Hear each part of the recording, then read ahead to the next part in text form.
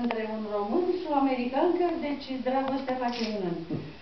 Cartea a fost scoasă de asemenea o editură foarte importantă, a cărui director, domnul Adrian Culcărescu, aici prezent, îl salut și mulțumesc că s-a străduit să scoată aceste carte.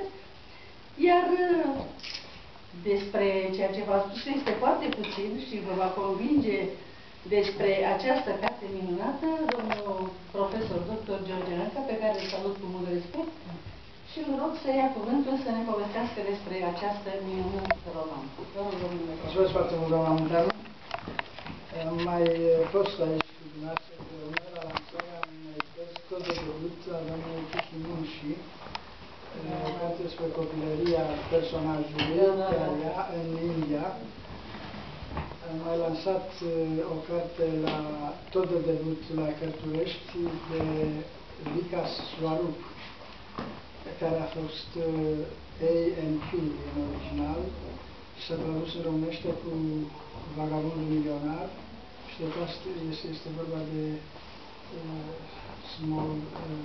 Slumdog Millionaire și filmul care a luat 8 premii Oscar.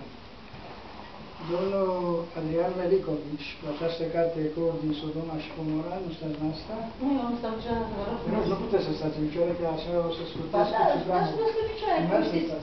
Eu nu stau niciodată. Nu puteți, dacă doriți, doamna, puteți să stați în picioare, da? Așa, mai... Ruga să stăm mai mult, altfel o scurtez, nu? Nu, vă rog frumos, stați că stau aici și vă ascult. Da, spun lucrul acesta pentru că aici avem un debut al unui ziarist, domnul Adrian Melicovici, care a scos acest roman, e primul lui roman, și a făcut din această carte, din această lansare a cărții sale, la Târgoviște, la Biblioteca Ion Eliade Rădulescu, un eveniment.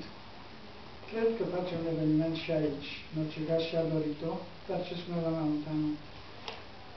Mă rog, nu suntem toți, să zic așa, suntem cei care suntem.